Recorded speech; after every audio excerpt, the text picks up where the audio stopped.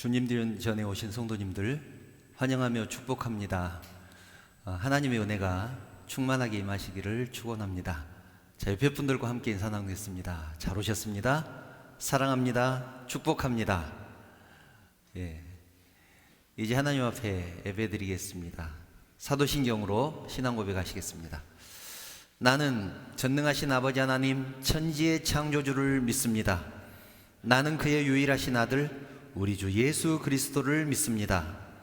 그는 성령으로 잉태되어 동정녀 마리아에게서 나시고 본디오 빌라도에게 고난을 받아 십자가에 못 박혀 죽으시고 장사된 지 사흘 만에 죽은 자 가운데서 다시 살아나셨으며 하늘에 오르시어 전능하신 아버지 하나님 우편에 앉아 계시다가 거기로부터 살아있는 자와 죽은 자를 심판하러 오십니다. 나는 성령을 믿으며 거룩한 공교회와 성도의 교제와 죄를 용서받는 것과 몸의 부활과 영생을 믿습니다. 아멘.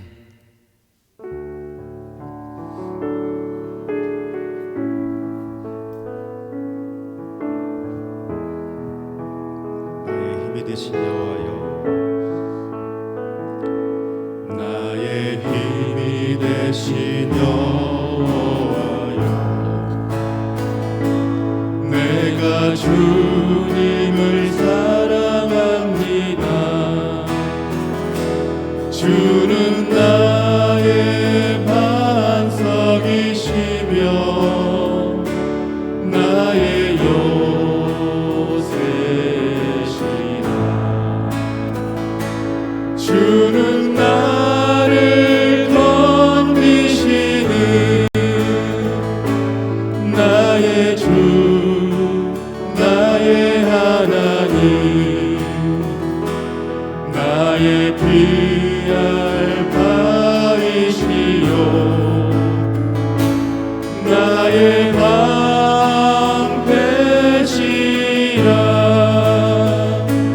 나의 하나님,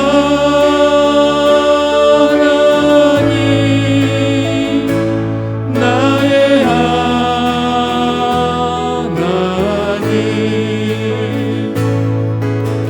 구원의 불이시요,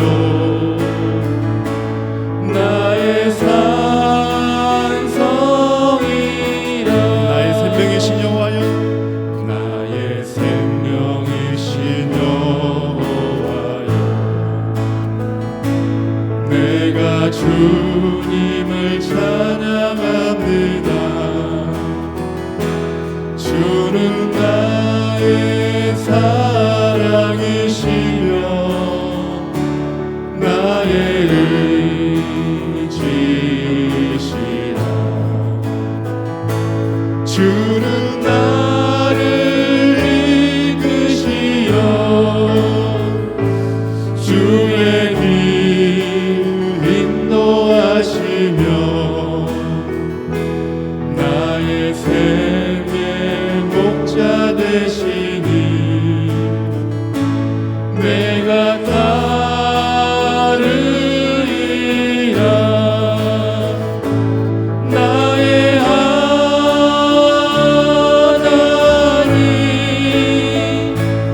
나의 하나님,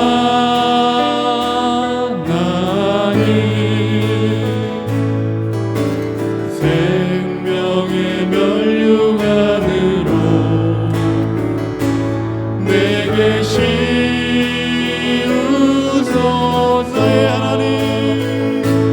나의 하나님, 나의 하나님, 나의 하나님,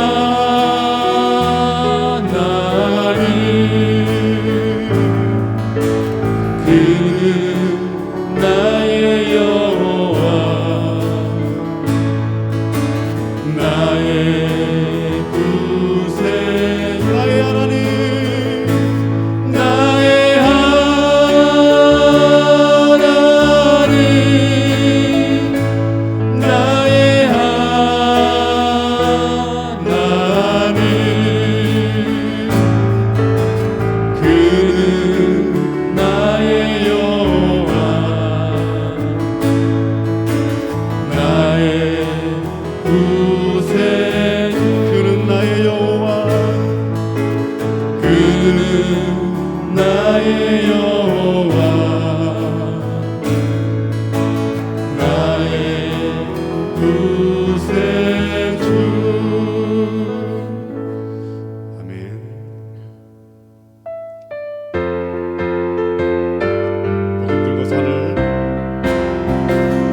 복음 들고 산을 넘는 자들의 발길 아름답도다 영화 전하며 복된 소식을 외치네 주 다스리시네 주 다스리시네 주 다스리시네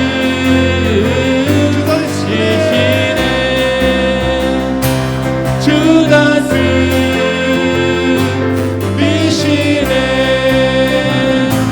주 다스리시네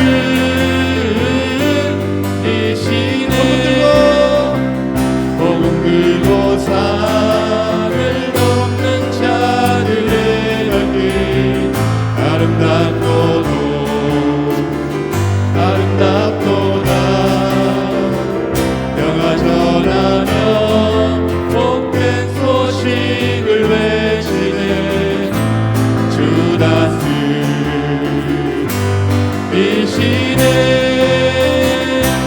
주 다스리시네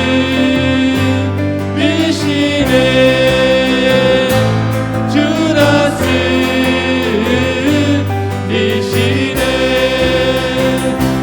주 다스리시네 주 다스리시네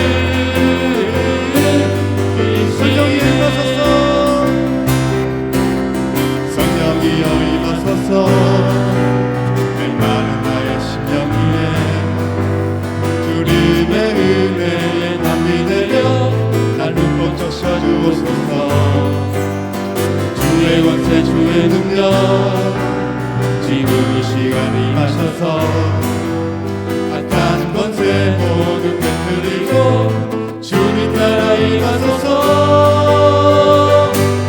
영광 할렐루야 예수의 그 피가 내게 승리 주네 구원이 되시네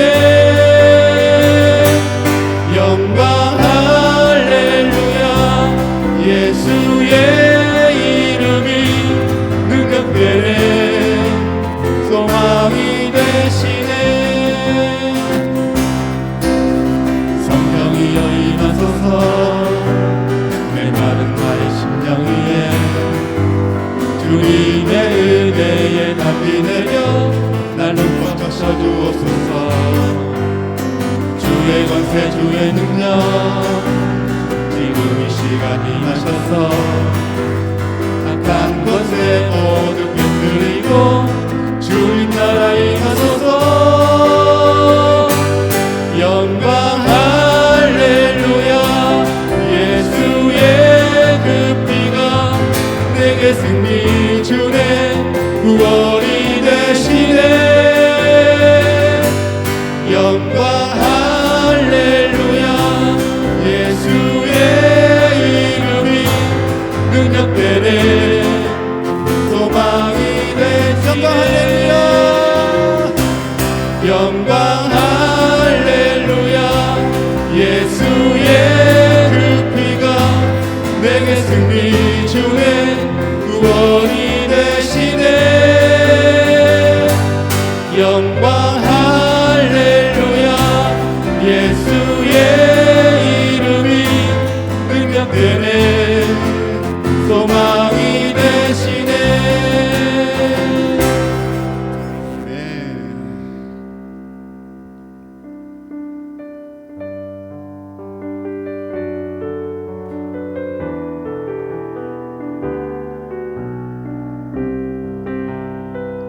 내 눈 주의 영광을 보네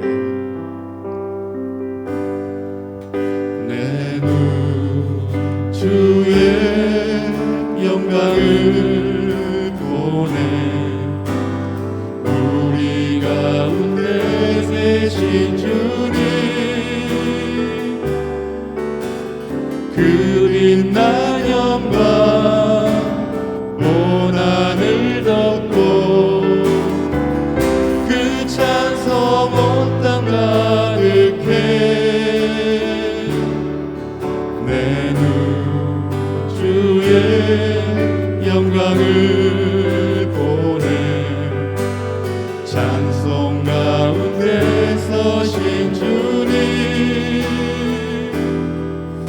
주님의 얼굴을 온 세상 향하네. 권능의 발을 드셨네. 주의 영광 이곳에 가득해. 우린 선의 주님과 함께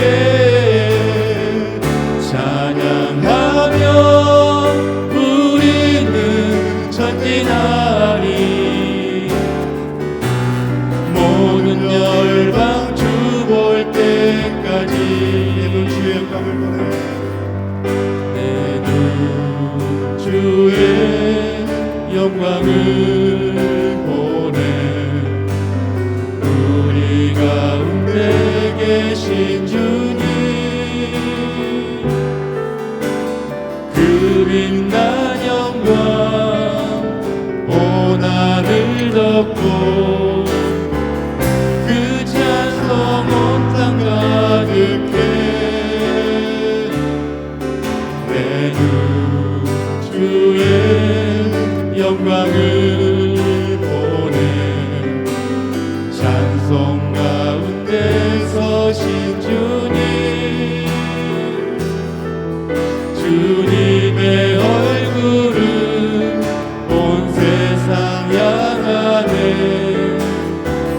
권능의 발을 드셨네.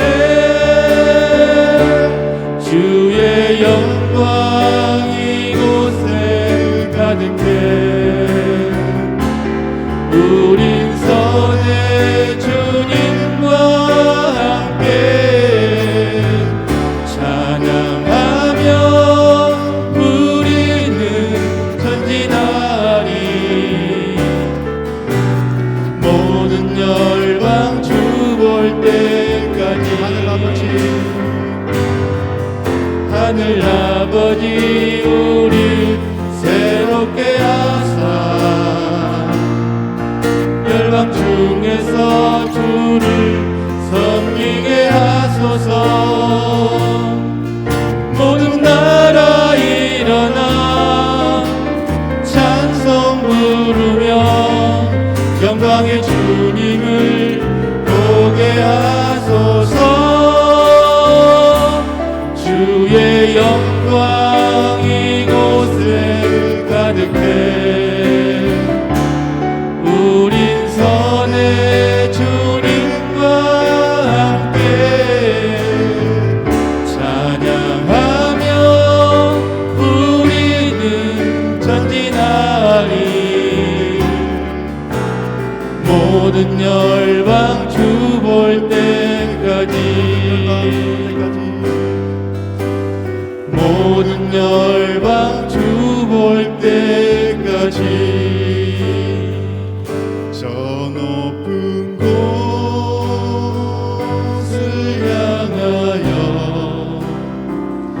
날마다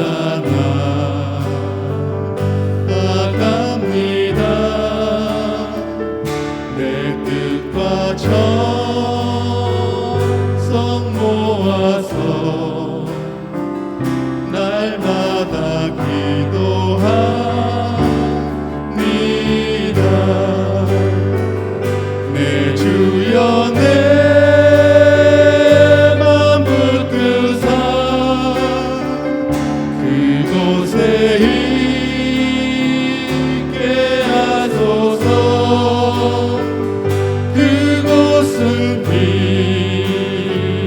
빛과 사랑이 언제나 넘치옵니다. 괴로움과 죄가 있는 곳 괴로움과 죄가 있는 곳 나비로며 이사라고 빛나고 높은 저곳을 날마다 바라봅니다.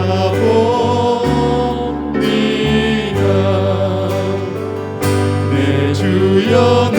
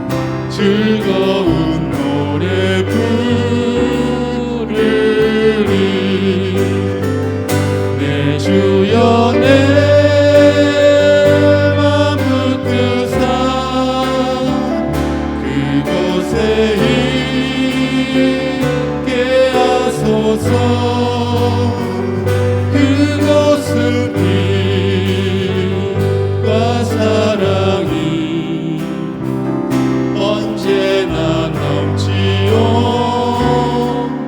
내 주여 내 맘 붙드사 내 주여 내 맘 붙드사 그곳에 있게 하소서. 그곳은 빛과 사랑이 언제나 넘치옵니다.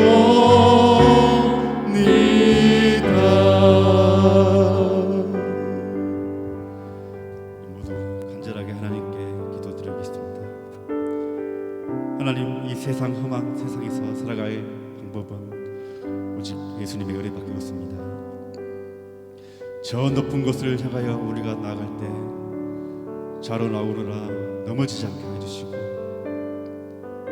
온전히 주님만을 바라보면서 하나님께 나아가는 저희 모두가 되게 해달라고 우리 묵상으로 기도하시겠습니다.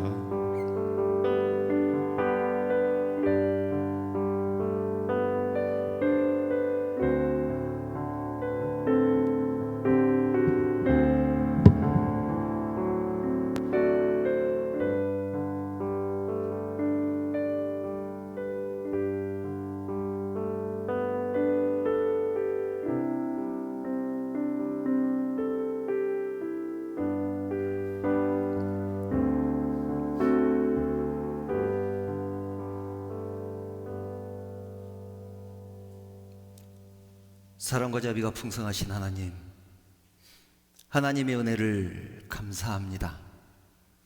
우리 언약교회를 세우시고 지금까지 지켜주시고 함께하시고 인도하여 주신 은혜 진심으로 감사를 드립니다. 또한 사랑하는 주의 백성들을 부르셔서 언약 공동체로 묶어주시고 한 마음으로 함께 하나님을 찬양하며 하나님께 예배할 수 있도록 축복하시니 진심으로 감사를 드립니다. 저희들이 드리는 예배를 통하여 영광 받아 주시옵소서. 거룩하신 하나님, 이 동산에 우리 언약교회를 세우신 데에는 분명한 하나님의 뜻과 목적이 있는 줄 압니다. 저희들 하나님의 뜻을 깨닫게 하시고 하나님께서 우리를 부르신 목적대로 사용하여 주시옵소서. 그리고 저희들은 하나님의 뜻에 순종하게 하여 주시옵소서. 사랑의 하나님, 우리 교회에 속한 권속들을 축복해 주시기를 원합니다. 하나님의 사랑을 깨닫게 하시고 하나님의 은혜 안에 살아가는 축복을 내려 주시옵소서. 그래서 이전보다 더욱더 강건하게 하시고 충만한 은혜와 감사와 감격 속에 살아가는 사랑하는 성도들 되게 하여 주시옵소서.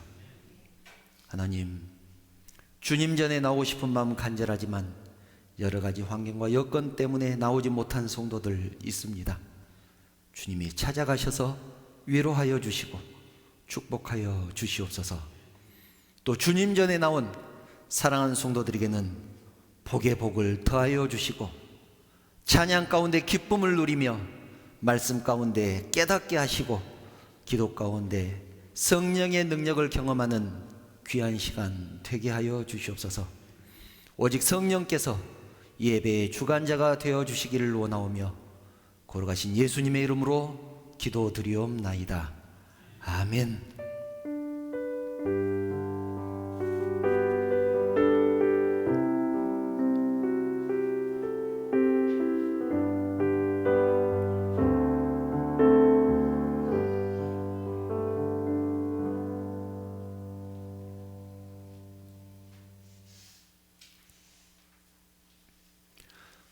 하나님 말씀 함께 보겠습니다. 오늘 우리에게 주신 하나님 말씀은 여호수아 1장 1절부터 9절 말씀입니다. 여호수아 1장 1절부터 9절 말씀 제가 봉독하겠습니다. 여호와의 종 모세가 죽은 후에 여호와께서 모세의 수종자 눈의 아들 여호수아에게 말씀하여 이르시되 내 종 모세가 죽었으니 이제 너는 이 모든 백성과 더불어 일어나 이 요단강을 건너 내가 그들 곧 이스라엘 자손에게 주는 그 땅으로 가라. 내가 모세에게 말한 바와 같이 너희 발바닥으로 밟는 곳은 내가 너희에게 주었느니 곧 광야와 이 레바논에서부터 큰 강 곧 유브라데 강까지 해쪽 속의 온 땅과 또 해지는 쪽 대해까지 너희의 영토가 되리라. 내 평생에 너를 능히 대적할 자가 없으리니 내가 모세와 함께 있었던 것 같이 너와 함께 있을 것임이니라. 내가 너를 떠나지 아니하며 버리지 아니하리니 강하고 담대하라. 너는 내가 그들의 조상에게 맹세하여 그들에게 주리라 한 땅을 이 백성에게 차지하게 하리라. 오직 강하고 극히 담대하여 나의 종 모세가 내게 명령한 그 율법을 다 지켜 행하고 우로나 좌로나 치우치지 말라. 그리하면 어디로 가든지 형통하리니 이 율법책을 내 입에서 떠나지 말게 하며 주야로 그것을 묵상하여 그 안에 기록된 대로 다 지켜 행하라. 그리하면 내 길이 평탄하게 될 것이며 내가 형통하리라. 내가 네게 명령한 것이 아니냐. 강하고 담대하라. 두려워하지 말며 놀라지 말라. 네가 어디로 가든지 네 하나님 여호와가 너와 함께 하느니라 하시니라. 아멘. 1999년도 6월 22일 국민일보에 실린 기사 이 얘기입니다. 아주 예전에 읽었던 기사인데 너무 인상적이어서 그것을 컴퓨터에 저장을 해뒀었습니다. 근데 그 얘기가 생각이 나서 소개를 하려고 합니다. 어떤 한 구두 가게에서 재밌는 실험을 했습니다. 아주 재밌는 실험을 했는데 주인은 똑같은 가죽으로 모양만 다른 두 구두를 만들었습니다. 디자인은 조금 달랐지만 제품의 품질은 같았습니다. 한 종류에는 비싼 가격표를 붙이고 다른 한 종류에는 싼 가격표를 붙였습니다. 그리고 이 구두를 사는 사람에게는 아주 오랫동안 AS를 해주겠다고 약속을 했습니다. 손님들은 비싼 구두를 사가기도 하고 싼 구두를 사기도 했습니다. 그리고 얼마간의 시간이 지났습니다. 어떻게 됐을까요? 우리 모두가 예상한 대로 그런 결과가 나왔습니다. 싼 가격표가 붙은 구두를 사간 사람들은 6개월도 지나지 않아서 아주 낡은 구두를 만들어 가지고 와서 수선을 해달라고 했고, 비싼 구두를 사간 사람들은 1년이 넘어서도 아주 관리가 잘 된 채로 굿만 갈아달라고 찾아왔습니다. 왜 그랬을까요? 그들은 이렇게 생각을 했을 것입니다. 비싼 신발을 산 사람들은 이렇게 생각을 했겠죠. 비싼 것은 뭐가 달라도 다를 거야. 비싼 것은 이유가 있겠지. 그러니까 관리를 잘해야지. 그렇게 생각을 했을 것입니다. 그런데 반대로 싼 구두 가격표가 붙은 구두를 사간 사람은 싼 것이 좋으면 얼마나 좋겠어. 대충 신고 버리지. 그런 생각으로 그 구두를 샀을 것입니다. 처음부터 그렇게 생각을 했을 것입니다. 그리고 사간 뒤에도 관리를 그렇게 했을 것입니다. 실험에서는 같은 품질의 구두에 가격표만 다른 것을 붙였지만 실제로는 싸고 좋은 것은 없습니다. 아마 대부분 싸고 좋은 것은 없을 것 같습니다. 비싼 것은 그만큼의 가치가 있지 않겠습니까? 그런데 여러분, 신앙도 그럴까요? 신앙도 비싼 것이 좋고 싼 가격표가 붙은 것이 좋지 않을까요? 오늘은 그 얘기를 좀 하려고 합니다. 우리가 우리 앞에 어떤 절박한 문제가 닥쳤을 때, 또는 이것만은 진짜 이루어졌으면 좋겠다 하는 소원이 있을 때 우리는 제일 먼저 무엇을 합니까? 기도합니다. 대부분은 기도를 합니다. 당연하지요. 기도를 할 것입니다. 그런데 그런 일이 없을 때는 어떻게 할까요? 소원, 또 절박한 문제, 이런 것들이 없을 때도 있죠. 평소 때는 어떻게 합니까? 신앙심이 좋은 사람은 평소 때도 기도를 할 것입니다. 시간을 정해놓고 묵상하고 큐티도 하고 그렇게 살아갈 것입니다. 그런데 대부분의 사람들은 기도할 때도 있고 안 할 때도 있고, 생각나면 기도하고 생각 안 나면 기도도 안 하고, 그렇게 살아갑니다. 어쩌면 이것이 정상일 수 있습니다. 그런데 주변을 보면 가끔 비정상적인 사람도 있습니다. 항상 기뻐하고 범사에 감사하고 쉬지 않고 기도하는 사람도 있습니다. 그런데 여러분, 우리가 우리의 이 간절함, 우리의 소원을 주님께 가지고 나갔을 때, 그런 때라도 우리가 먼저 해야 될 것은 주님이 나에게 뭐라고 말씀하시는지 듣는 것입니다. 이것은 굉장히 중요합니다. 이것은 내 신앙이 깊은지 얕은지를 판단하기 이전에, 내 믿음이 좋은지 좋지 않은지를 판단하기 이전에 내 신앙이 옳은지 그른지를 판단하는 기준이 됩니다. 바꿔서 얘기하면,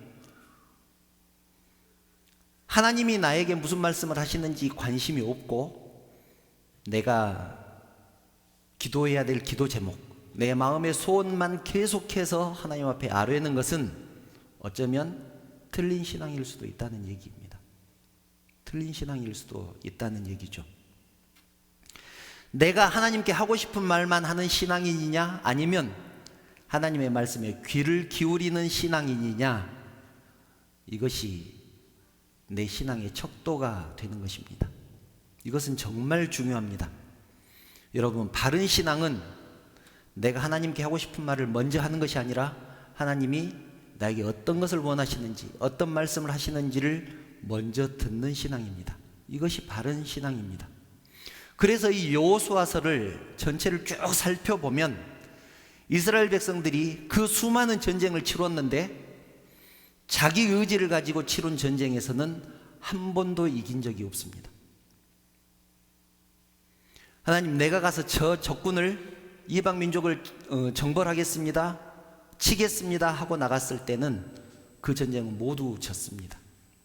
그런데 반대로 하나님이 나가서 싸워라, 나가서 저들을 쳐라, 몰아내라 라고 명령했을 때 그 말씀을 듣고 나간 전쟁에서는 모두 이겼습니다. 여호수아가 우리들에게 하는 말씀입니다. 이것이 무엇을 의미하는가 하면, 하나님께서 이스라엘 백성들의 그 모든 여정에 개입하셨다는 것을 말씀합니다. 그러면 어떻게 될까요? 그러면 어떻게 됩니까? 이스라엘 백성들의 그 모든 여정에 개입하셨던 하나님께서 우리들의 인생에도 개입하신다는 얘기입니다. 개입하시지 않겠습니까?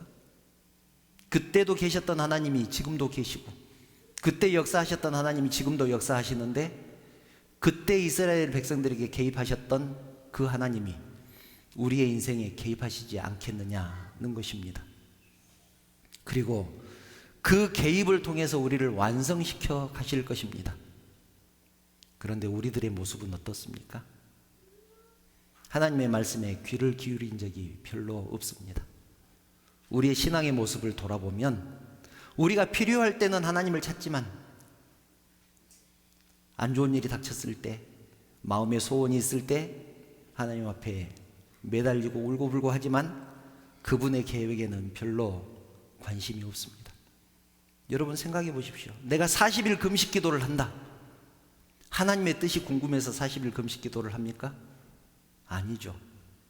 내가 이루고 싶은 소원이 있으니까 40일 금식 기도를 합니다. 철야 기도를 한다. 내 기도 제목이 있을 때 철야 기도를 합니다.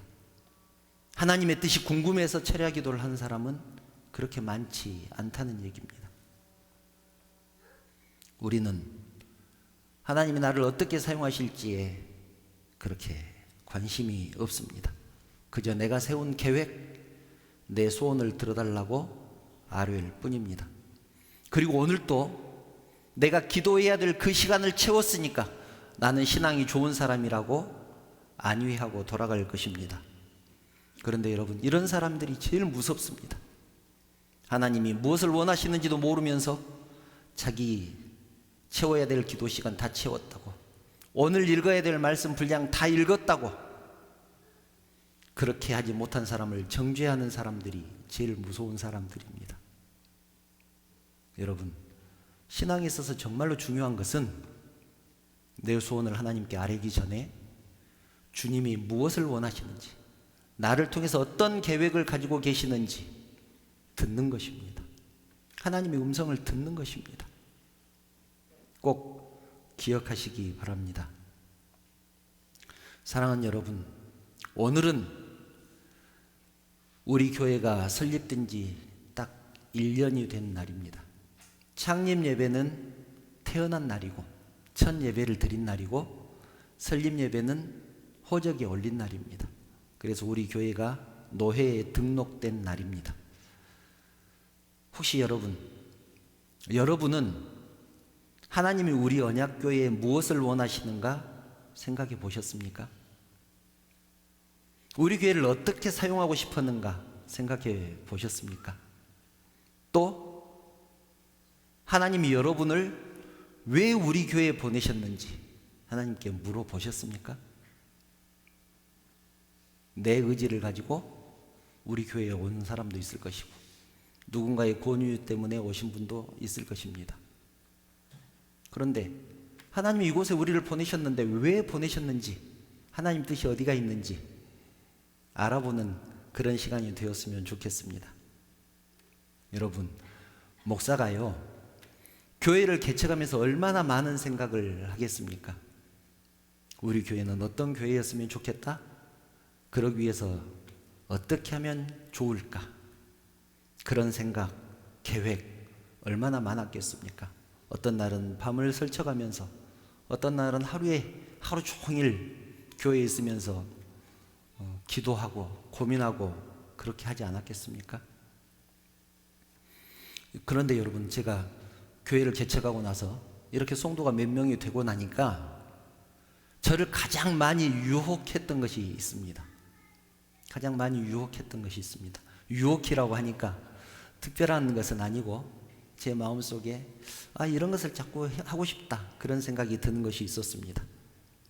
무엇이냐면 자꾸 기복 설교를 하고 싶은 것입니다. 자꾸 축복 설교를 하고 싶다는 얘기죠. 이 기복 설교가 뭐냐면 이런 것입니다. 하나님의 뜻에 순종하면 하나님께서 축복하시고, 하나님 뜻에 순종하지 않으면, 불순종하면 하나님이 벌을 주신다. 이것이 기복 설교입니다. 신명기 28장 같은 그런 성경을 본문으로 삼고, 하나님께서 축복하시면 이거 봐라, 하나님이 축복하시면 이렇게 축복하신다고 했다. 나가도 복을 받고 들어와도 복을 받고, 들에서도 복을 받고 집에서도 복을 받고, 심지어는 떡반죽 그릇도 복을 받고, 이것이 하나님의 약속이다. 그러나 그렇지 않으면 저주를 받을 것이다. 들에서도 벌을 받고 집에서도 저주를 받고. 신명기 28장 한번 집에 가서 읽어보시기 바랍니다. 축복 설교 좋죠. 예를 들면 이런 설교입니다. 주일을 송수하면 하나님이 축복하실 거야. 11조 잘하면 하나님이 축복하셔서 부자 되게 하실 거야. 주의 종에게 잘해봐라, 너희 자녀들도 잘 될 거야. 그 복이 어디로 가겠어? 반대로 저주 설교도 있습니다. 가장 중요한 것이 주일 성수인데, 주일 성수 안 하면 하나님이 그대로 두실 것 같아? 11조 하지 않는 사람 하나님 거 도둑질하는 거야. 11조 안 하는 사람은 사업도 망하고 하는 일도 잘 안 될 것이다. 이렇게 신명기에 있는 말씀들을 교묘하게 인용해서 성도들을 축복하기도 하고 협박하기도 하는 것이 기복설교입니다. 그러면 신앙심은 좋은데 마음이 여린 사람들은 겁을 먹고 교회에 충성하지 않겠습니까? 기복설교, 제가 제일 싫어하는 설교인데 왜 이런 설교를 하고 싶었을까요? 교회를 빨리 정상궤도에 올리고 싶었던 모양입니다. 빨리 안정시키고 싶었던 모양입니다. 그래서 생각했습니다. 이래서 많은 사람들이, 많은 목사님들이 기복설교를 하는구나. 기복설교를 하는구나. 나도 어쩔 수 없는 인간이구나. 그런 생각을 했습니다.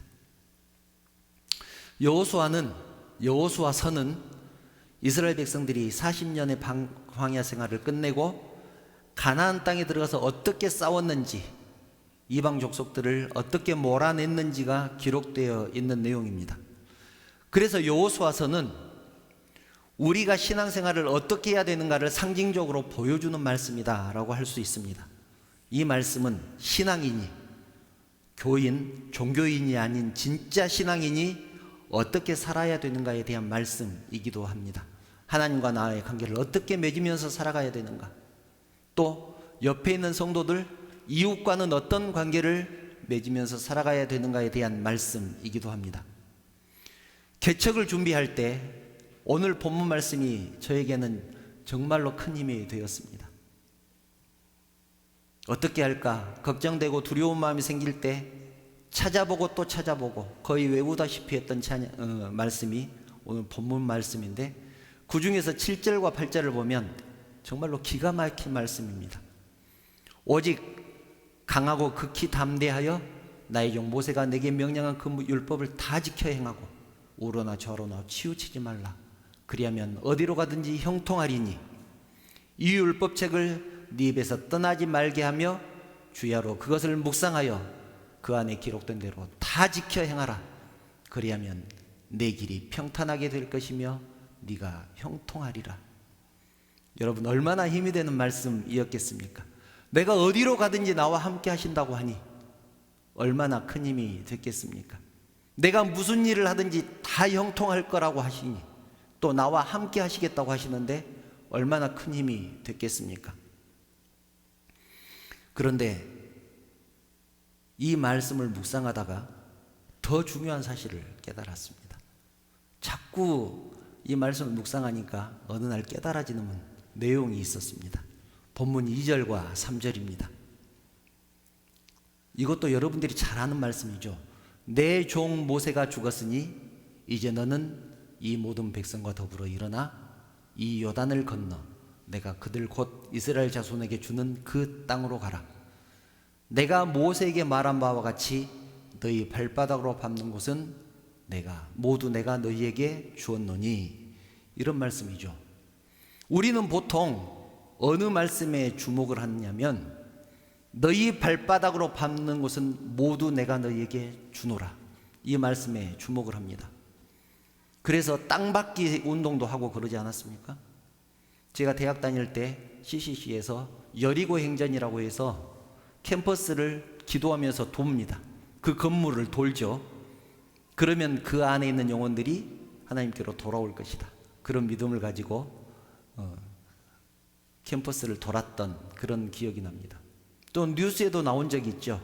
어떤 교회 다니시는 분이 어떤 절 마당 앞에 가서 이렇게 돌아다녔다, 땅받기 운동을 했다, 그런 기사도 나온 적이 있습니다. 그런데 이 말씀 중에서 제 눈에 들어왔던 말씀은 그 말씀이 아닙니다.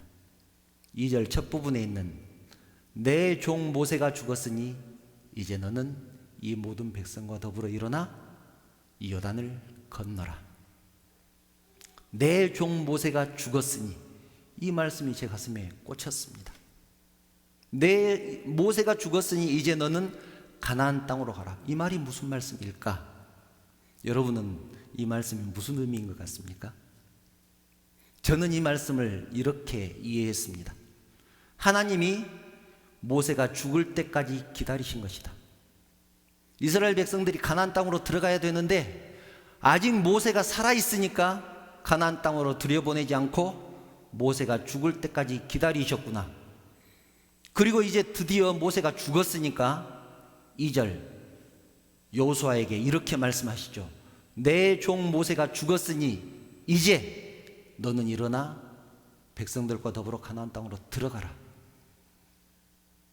모세가 살아있었기 때문에 가나안 땅으로 들여보내지 않으셨다는 것입니다. 왜 그랬을까? 그 이유를 생각하게 됐습니다. 여러분 왜 그랬을까요? 여러분 모세가 죽었을 때 이스라엘 백성들의 심정이 어땠을까요? 그렇게 믿고 의지했던 하나님의 종, 자기들의 민족의 지도자 아닙니까? 그런 모세가 죽었으니 이스라엘 백성들은 하늘이 무너지는 것 같았을 것입니다. 자기들을 인도할 지도자가 없어졌으니 이제 누구를 의지할까? 누구를 믿고 따를까? 그런 염려 때문에 아마 많은 걱정들이 있었을 것입니다. 그런데 하나님께서는 모세가 죽자 기다렸다는 듯이 이제 가나안 땅으로 들어가라고 하십니다.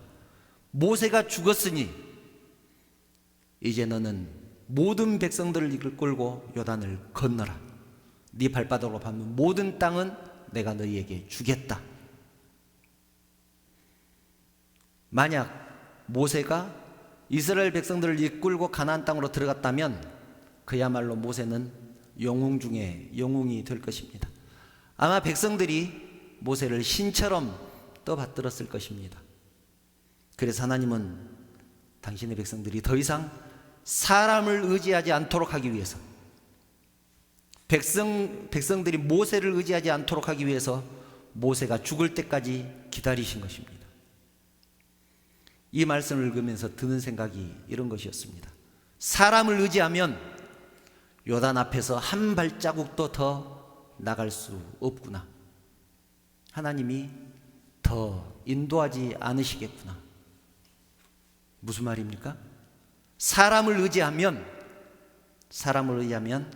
우리 언약교회도 여기서 한 걸음도 더 나갈 수 없겠구나. 하나님이 나가지 못하게 막으시겠구나. 여러분, 우리에게 왜 믿음이 필요합니까? 우리가 하는 일이 하나님 일이기 때문에 그렇습니다. 하나님 일이기 때문에 그렇습니다. 내 소원이 간절하거나 내 소원이 엄청나게 중요해서가 아닙니다. 우리가 하는 일이 하나님 일이기 때문에 믿음이 필요합니다.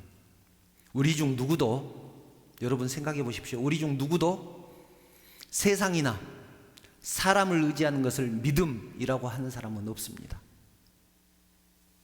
사람을 의지하는데 믿음 좋다라고 하는 사람은 없습니다. 그렇게 생각하지도 않습니다. 믿음은 하나님을 의지하는 일이라는 것, 이것은 우리가 제일 잘 아는 것입니다. 여러분, 우리가 잘 생각해 보면 우리가 하고 싶은 일을 하는 데는 하나님의 도우심이 그다지 필요하지 않습니다. 우리가 하고 싶은 일을 할 때는 그렇습니다. 믿음이 필요치 않습니다. 믿지 않는 사람들이 성공하는 것을 보면 알 수 있지 않습니까? 믿지 않는 사람들은 자기 방법으로 열심히 노력해서 밤을 새가면서 남들보다 몇십 배 노력을 해서 성공합니다. 세상적인 방법으로 얼마든지 해낼 수 있다는 말이죠. 세상 일은 이렇게 노력으로 해낼 수 있지만 하나님의 일은 다르다는 얘기입니다. 하나님의 일은 하나님의 도우심 없이는 안 됩니다. 믿음이 필요합니다. 이것은 굉장히 중요한 사실입니다. 이스라엘 백성들이 요단강을 건넜을 때, 가나안 땅에 도착했을 때 무슨 생각을 했을까요? 이제 고생 끝, 행복 시작이다. 광야 생활에서 젖과 꿀이 흐르는 땅에 도착했으니 얼마나 좋았겠습니까? 그런데 그것은 착각이었습니다. 가나안 땅에 들어간 이스라엘 백성들에게는 두 가지의 커다란 장애물이 있었습니다. 첫 번째는 건너야 될 요단강이 있었고, 두 번째는 정복해야 될 이방 민족들이 있었습니다. 그런데 문제는 그 이방 민족들이 너무나 강했다는 것입니다. 너무나 강했다는 것이죠. 이스라엘 백성들로서는 도저히 어떻게 할 수 없는 적이었습니다. 그래서 하나님을 의지해야만 했습니다. 그런데 모세도 없는데 이제 누구를 의지해야 될까요? 하나님을 의지할 수밖에 없지 않겠습니까? 하나님은 하나님을 의지할 수밖에 없도록 모세를 가나안 땅으로 데리고 가지 않으신 것입니다. 모세가 가나안 땅에 같이 들어갔으면 백성들은 틀림없이 모세를 의지했을 것입니다. 모세에게 이거 해놔라 저거 해놔라, 이것이 필요하다 저것이 필요하다, 틀림없이 그랬을 것입니다. 여단강을 건너고 여리고성을 무너뜨렸다고 해서 이 싸움이 끝난 것은 아닙니다. 우리의 신앙이 목적지에 도착한 것은 아니라는 얘기죠. 하나님이 요단강을 걸어서 건너게 하셨고, 그 난공불락의 성 여리고를 칼 한 번 휘두르지 않고 피 한 방울 흘리지 않고 무너뜨리신 것은 이스라엘 백성들의 여정에 하나님이 함께 하셨다는 것이지, 이제 모든 전쟁이 끝났고 평화가 왔다는 것을 의미하는 것은 아닙니다. 그래서 오늘 말씀의 제목이 이제 시작입니다. 이제 시작입니다. 요단강을 건넜다는 것은 목적지에 도착했다는 말이지만 새로운 싸움이 시작되었다는 말이기도 합니다. 가나안 땅에 들어가면 누구나 끝났다고 생각을 합니다. 그러나 그렇지 않습니다. 진짜 싸움이 이제 시작된 것입니다. 적과의 싸움도 있지만 그보다 더 중요한 싸움이 있습니다. 우리는 이 싸움에서 반드시 승리해야 되는데, 그 싸움이 무슨 싸움이냐면 내가 하나님을 얼마나 의지하느냐의 싸움입니다. 내가 하나님을 얼마나 의지하느냐. 교회를 시작했으니 저는 이 싸움을 하려고 합니다. 어떻게 부흥시킬 것인가? 어떻게 이 예배당을 채울 것인가? 계속 지하에만 있을 것이냐? 나가야지. 이런 싸움도 있겠지만 그보다는 내가 이런 상황에서 얼마나 하나님을 더 의지하느냐, 얼마나 하나님께 더 매달리느냐, 이 싸움을 하려고 합니다. 사랑하는 여러분, 제가 교회를 시작하려고 했을 때, 또 시작한 후에도 몇몇 분은 저에게 물어보셨습니다. 여러분 중에서 저에게 물어보셨습니다. 대부분의 질문이 이런 것이었습니다. 어떤 교회를 할 거냐 였습니다. 물론 이 질문 속에는 어떤 프로그램을 할 것이냐라는 의미도 들어 있었으리라고 생각합니다. 물론 여러분들이 전부 그것을 물어보고 우리 교회에 오신 것은 아니지만 몇몇 분들은 물어보셨습니다. 저는 부교육자 그리고 담임 목사 생활을 하면서 행정도 배우고 교회 운영도 배웠습니다. 또 가는 곳마다 어떻게 그런 프로그램들을 그렇게 많이 하는 교회들을 찾아다녔는지, 전도 프로그램, 새신자 정착 프로그램, 양육 프로그램 안 해본 프로그램이 없습니다. 제가 이름을 말하면 다 아는 프로그램들일 것입니다. 빌립전도 해보셨죠? 여러분들도? 또 전도대학, 바나바 사역, 알파 컨퍼런스, 해피데이, G12, D12 다 해봤습니다. 그런데 저는 교회를 개척하면 이런 프로그램 정말 안 하고 싶었습니다. 그냥 예배 잘 드리는 교회를 하고 싶었습니다. 예배 잘 드리고 하나님께서 말씀하신 대로 나가서 사는 그런 교회 하고 싶었습니다. 숫자에 연연하지 않고 최고의 예배를 드리는 교회. 가장 중요한 것은 예배 아니겠습니까? 교회의 본질로 돌아가서 예배를 바로 세우는 것이 저의 목표였습니다. 이런 말씀 드리면 싫어하는 분들도 분명히 계시겠지만, 예배 잘 드리다가 망하는 교회, 선교하다가 망하는 교회, 이것이 저의 목표였습니다. 그래서 저에게 물어보신 분들에게 이렇게 대답을 했습니다. 다른 것은 어떻게 돼도 좋습니다. 다른 것은 어떻게 돼도 좋습니다. 예배 한번 제대로 드리고 싶습니다. 여러분, 교회를 성장시키는 수많은 프로그램들이 있을 것입니다. 또 때로는 그것들이 저를 유혹할 것입니다. 그리고 또 우리 교회도 언젠가는 그런 프로그램을 할 수도 있겠죠. 그러나 우리 교회는 먼저 예배를 세우고 싶습니다. 그래서 누구라도 진정으로 원하면 예배팀으로 세울 것입니다. 재능은 조금 부족해도 영과 진리로 예배하기를 원하는 사람이 있다면 예배자로 세울 것입니다. 교회 운영과 행정, 그 분야를 잘하는 사람도 있지 않겠습니까? 어딜 가나 교회 살림 잘하는 사람도 있습니다. 그분들에게 교회는, 운영은, 행정은 맡기면 될 것입니다. 예배가 살아있는 교회, 그것이 우리 언약교회의 목표라는 사실 꼭 기억하시기 바랍니다. 사랑하는 여러분, 이제 말씀을 정리합니다. 비싼 가격표가 붙은 구두, 싼 가격표가 붙은 구두, 이 얘기를 했습니다. 우리 언약교회는 어떤 가격표가 붙어 있을까요? 제가 생각했을 때는 싼 가격표가 붙어 있는 구두와 같은 그런 교회라고 생각합니다. 개척교회예요. 이제 시작했고 예배당도 지하에 있고 싼 가격표가 붙어 있지 않습니까? 그런데 가격표만 그렇게 붙어 있다는 사실을 기억하시기 바랍니다. 질그릇 속에 담긴 보화처럼 귀한 교회가 우리 교회라는 사실을 잊지 마시기 바랍니다. 주님이 주인 되시고 성령께서 이끌어 가실 교회이기 때문에 그렇습니다. 하나님이 기뻐하신 예배를 드리려고 할수록 사탄은 우리를 방해할 것입니다. 가만두겠습니까? 어떻게든지 막으려고 할 것입니다. 그러나 저는 하나님이 기뻐 받으시는 영광스러운 예배를 드릴 것입니다. 이것이 저의 소원입니다. 저의 소원입니다. 그러니 교회를 위해서, 저를 위해서, 옆에 있는 성도들을 위해서 기도해 주시기 바랍니다.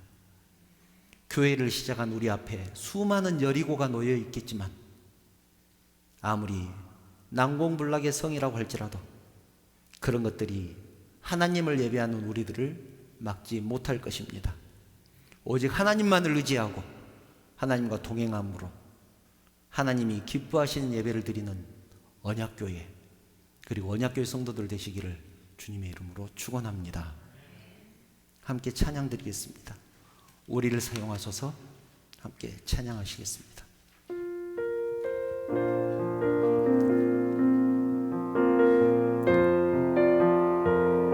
내 신앙 고백이라고 생각하시고 함께 찬양하시면 좋겠습니다. 우리에겐 소원이 하나 있네. 우리에겐 소원이 하나 있네. 주님 다시 오실 그날까지, 주님 다시 오실 그날까지 우리 가슴에 새긴 주의 십자가 사랑, 나의 교회를 사랑케 하네. 주의 교회를 향한 우리 마음, 희생과 포기와 가난과 고난, 하물며 죽음조차 우릴 막을 수 없네. 우리 교회는 이 땅의 희망, 교회를 교회되게, 예배를 예배되게 우릴 사용하소서. 진정한 부흥의 날 오늘 임하도록 우릴 사용하소서.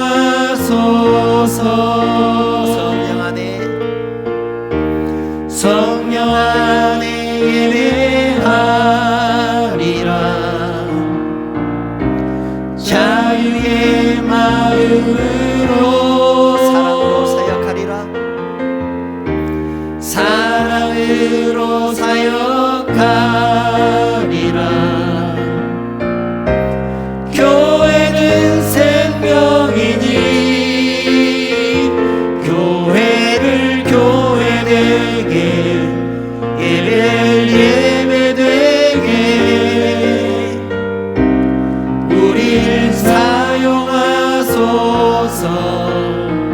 진정한 부흥의 날 오늘 임하도록 우리를 사용하소서. 아멘. 우리를 사용하소서. 우리를 사용하소서.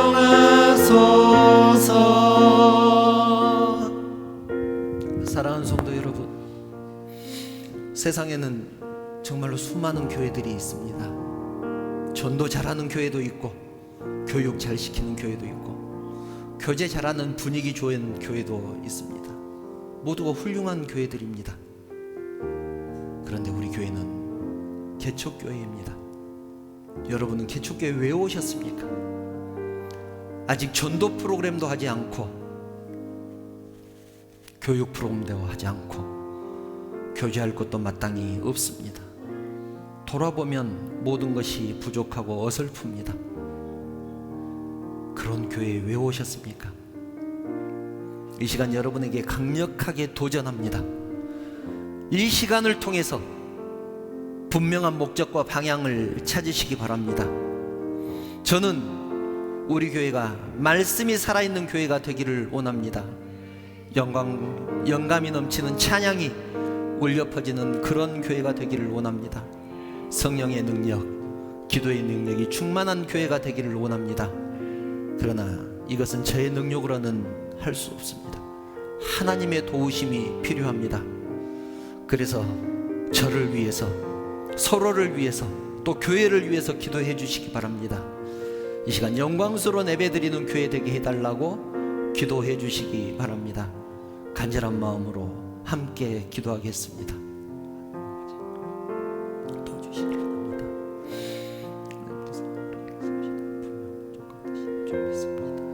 하나님 뜻에 순종함으로 귀를 세워 나가게 해주시옵소서. 아버지,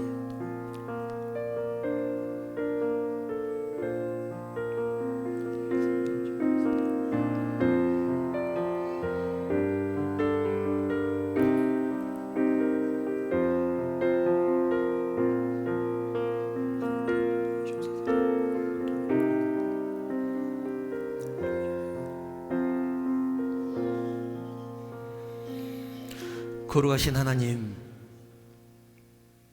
하나님의 은혜를 감사합니다. 우리 교회를 세우시고 지금까지 인도하셨습니다. 동행하셨습니다. 또 사랑하는 성도들을 보내주셔서 함께 예배할 수 있도록 은혜 주셨습니다. 진심으로 감사를 드립니다. 하나님, 이 시간 간절히 기도합니다. 우리 교회가 진리와 말씀이 살아있는 교회가 되기를 원합니다. 성령의 인도하심을 받는 교회가 되기를 원합니다. 찬양이 끊이지 않고 기도가 끊이지 않는 교회가 되기를 원합니다. 무엇보다도 사람을 의지하지 않고 하나님을 의지하는 교회가 되기를 원합니다. 하나님, 온 성도들이 이 기도 제목들을 놓고 기도할 때 하나님께서 그 기도를 들어주시옵소서. 하나님, 하나님께 영광스러운 예배, 거룩한 예배를 드리는 교회가 되게 하여 주시옵소서. 누구나 우리 교회에 들어오는 모든 성도들은 예배자가 되게 하시고 하나님 앞에서 드려지는 예배를 드리는 거룩한 성도들 되게 하여 주시옵소서.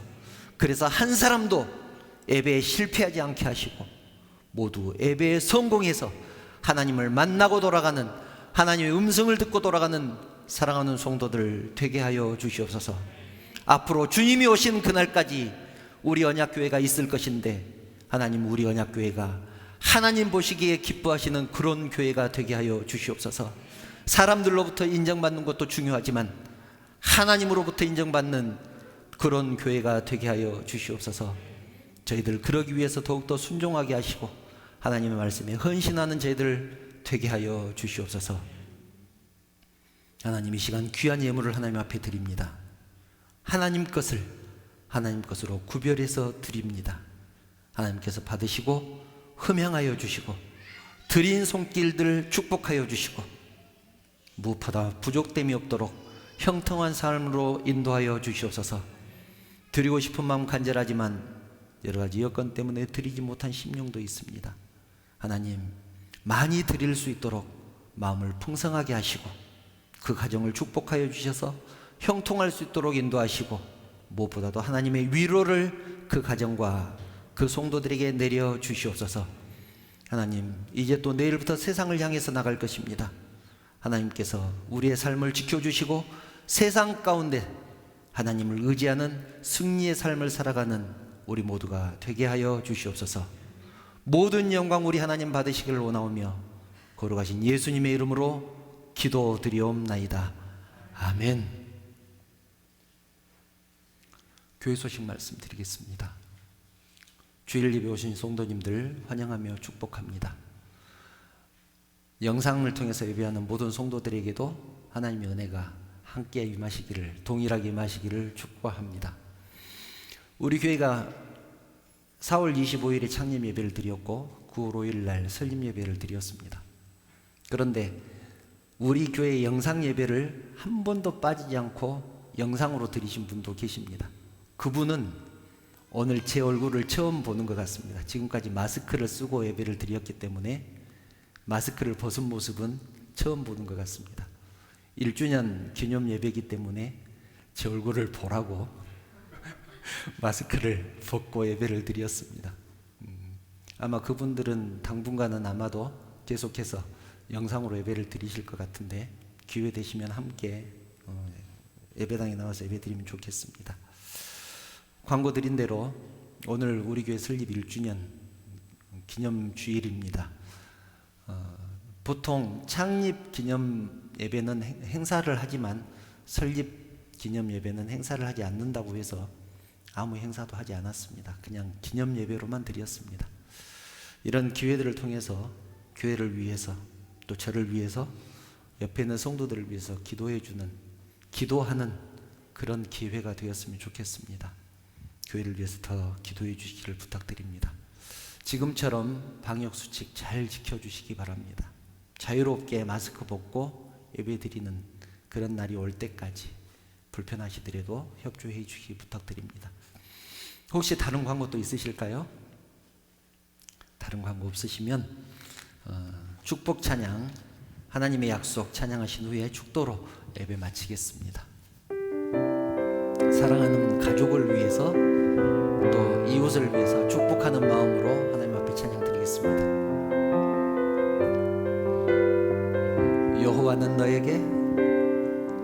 여호와는 너에게 복을 주시기를 원하며 너를 지키시기를 원하시며 여호와는 그 얼굴을 너를 향하여 드사 은혜와 평강 주시기 원하노라. 여호와는 너에게 복을 주시기를 원하며 너를 지키시기를 원하시며 여호와는 그 얼굴을 너를 향하여 드사 은혜와 평강 주시기 원하노라. 아멘. 너를 보배롭고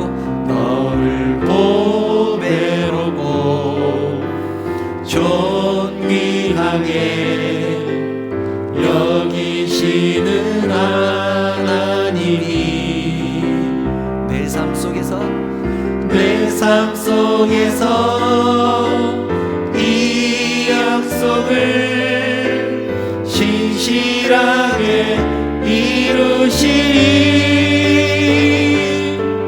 땅에 기름진 것으로 하늘에 신령한 것으로 너를 복주시고 지키실 하나님이 너의 영혼 잘 되도록 은혜 베푸시며 평강으로 인도하시리. 아멘. 평강으로 인도하시리.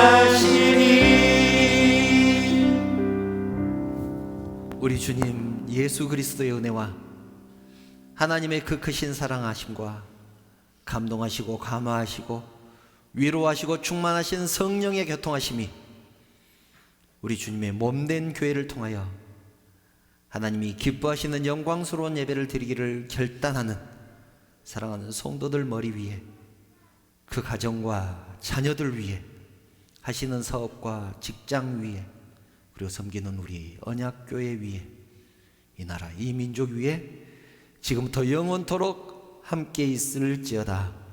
아멘.